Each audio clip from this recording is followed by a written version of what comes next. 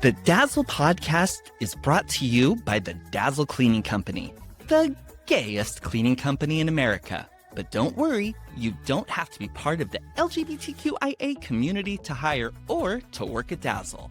I'm Logan, the founder of the Dazzle Cleaning Company. Welcome to the Dazzle podcast. Each podcast will either be labeled as a client podcast or as an employee podcast. And the only point of the podcast is to get you information in the way you want it. Okay, let's get into it.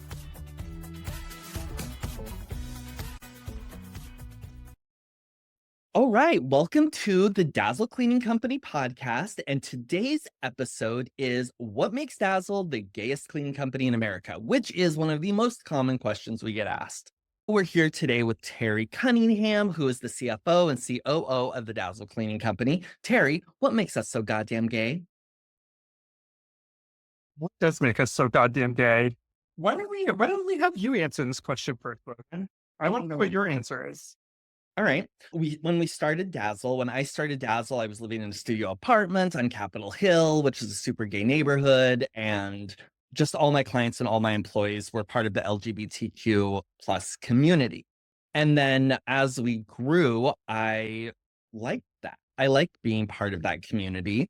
And I'm a deeply political person. I can't separate that from how I do things or how I do business or work. And so the act of gayness is in itself a political act. And so the amount of negative feedback that we would get and still get, it only deepened my resolve to continue to be the gayest cleaning company in America. So in the beginning, I remember thinking, like, if there's like some kid in Idaho or rural Washington who is lesbian or trans or gay or whatever, and they're having a really tough time, it's nice. I think my belief is it's nice for them to see brands and companies and other alternatives that are going to be available to them that really embrace who they are. Do you want to add anything to that? So let me ask you a question, Terry. Is this company just filled with queers up and down on the cleaner side and the client side? I have no idea because We don't ask people respectful or it's not a screening question for either clients or employees. Uh-huh. But when I talk to people who want to work at Dazzle, when I talk about being the gayest cleaning company in America, I say it doesn't mean that all of our employees are gay, though many are. It doesn't mean that all of our clients are gay, many are. But it does mean that we're like pretty uniquely committed to creating a safe, tolerant workplace for members of the LGBTQ community. And we're pretty committed to create a service that the LGBTQ community can trust to welcome into their home without fear of judgment or reprisal or anything like that. So that's how I describe it. How many of our employees are gay? I don't know. At least 2, though, because there's 2 on this call right now.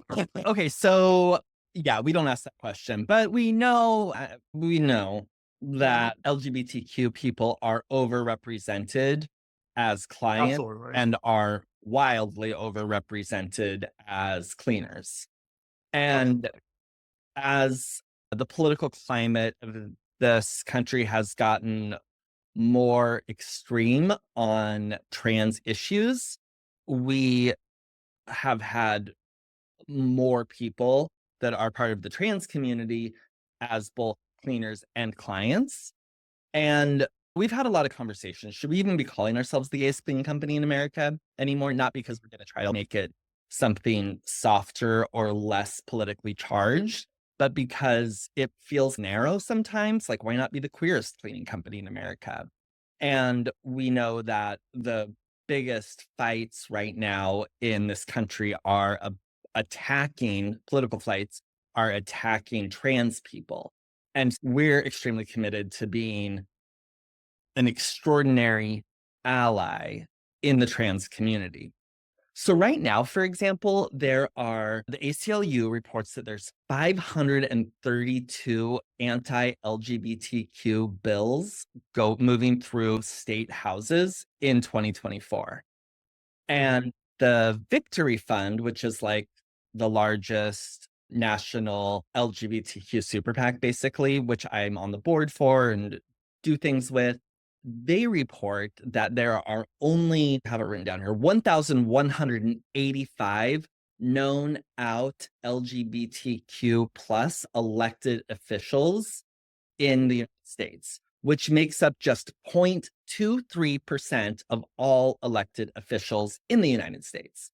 And so that means that if we want to have equitable representation, we need to elect an additional 36,000 LGBTQ elected officials to positions.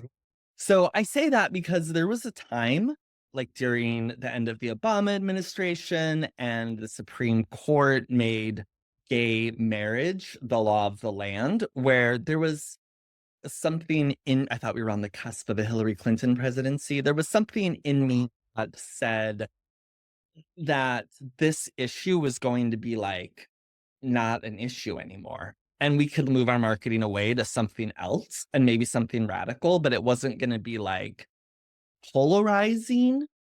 And people weren't going to need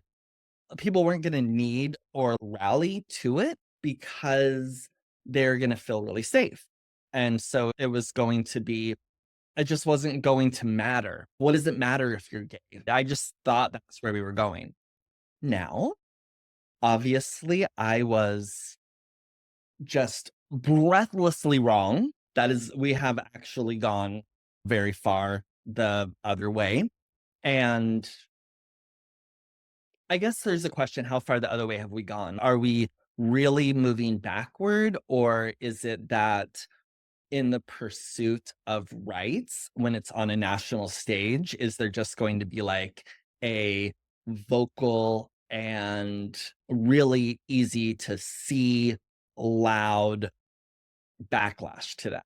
Which I think is a big part. I think that's a big part of it. That really is why, right? It's a political. Right. And Do we do anything super gay at Dazzle, Terry? I don't know. What does it mean to do something super, super gay? Everything I do is super gay. Just showing up to work is super gay. But you're right. It is a political act. And what I think our employees appreciate about the gayest cleaning company in America, as I talk to them about it, is that it works as a really natural attraction for people that share our values that we want to work with, both like clients and employees. They see that, and that they're tolerant minded and inclusion minded and progressive minded. They're like immediately drawn to it. And so our employees really like that because they're in clients' homes where they feel like there's a little bit of a natural connection that might be deeper than one might have with a cleaning company typically. And similarly, I think what I hear for our team is that they also like that it's a pretty natural repellent. People who are maybe not as inclusive minded are probably not going to apply for a job at the gayest cleaning company in America. So it serves as a natural attraction repellent mechanism, which I think is great. Totally. Agreed. And we always have, not just, there's men are underrepresented in the cleaning industry, and straight men certainly are. But we've always had multiple straight men on our team, and they're always awesome. Like it's always been a part of it. So you certainly don't have to be part of the LGBTQ community to work at or to hire Dazzle to clean your home. Absolutely. Now, Terry, Go ahead. okay. I think that we have a pretty equal representation. It's a little balanced towards people who identify as female, but I think it's around like 60-40. It's pretty, yeah.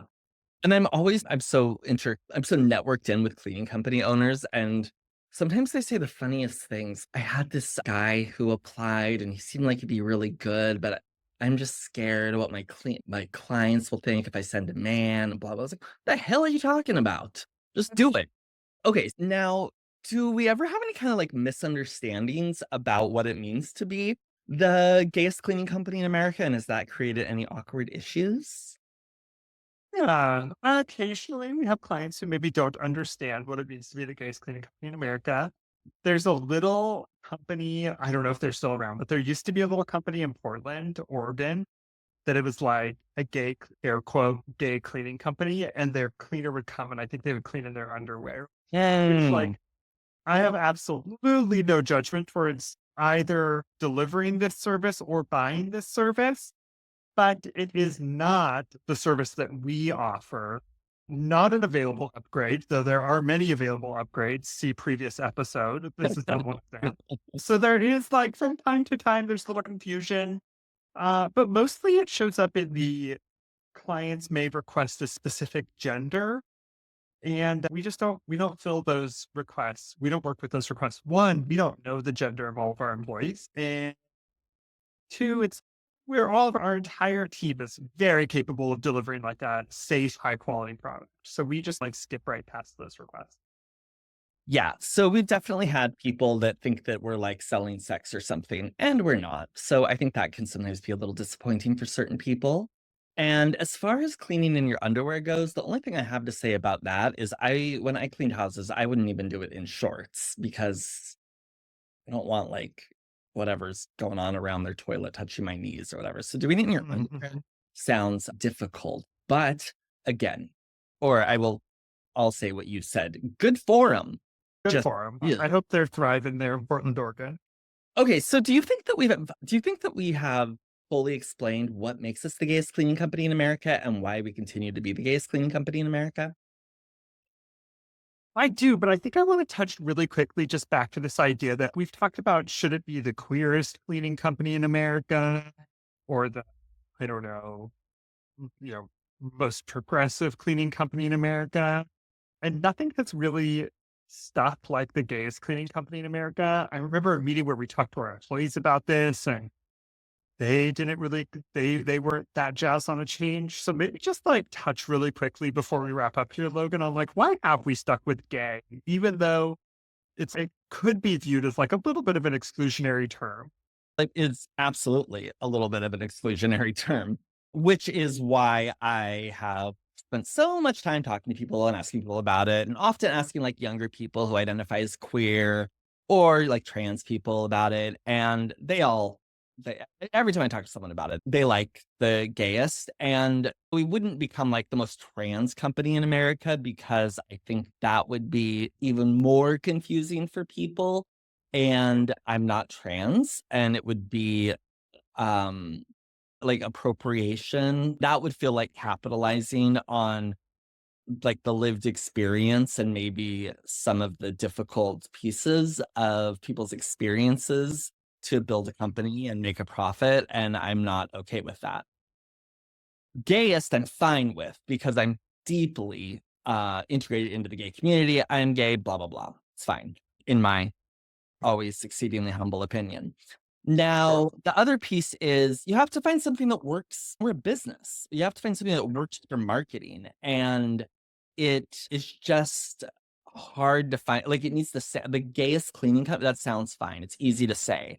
Other variations on it, like the gayest and lesbian and bi, it just doesn't work. So while gay Good. is somewhat exclusionary, at the end of the day, I think that it's less exclusionary than some other options. And also, people seem to get the message, what we're driving at, which is that we are a progressive LGBTQ plus inclusive company. It's in our DNA. It's how we make decisions. It's how we treat people. It's in the candidates that we support. It's just that is what we're doing. And I don't think that it's causing confusion on that to continue to call ourselves gay cleaning company. So we do. Now, will that be Yeah, true forever? Impossible to know because language still changes concerned. and we'll see what happens. But for now, I think stick with it. Alrighty. All right. You want to add anything else there? I don't think so. All right, Terry, thank you so much. Appreciate your Thank you, time. Logan. Thanks for listening to the Dazzle Cleaning Company podcast. Thanks for listening to the Dazzle podcast. Join us again for more dazzling info next week. Until then, have a fabulous gay-ass week.